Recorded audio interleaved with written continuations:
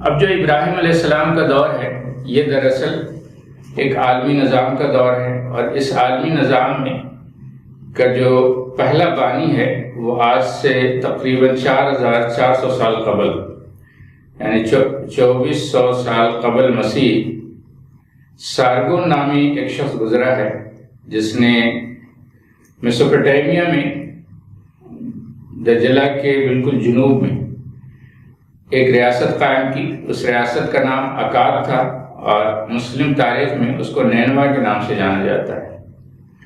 اس نے ایک عظیم ریاست کی بنیاد رکھی، اور اس نے اس کے حوالے سے بڑے پیمانے میں قانون سازی کی۔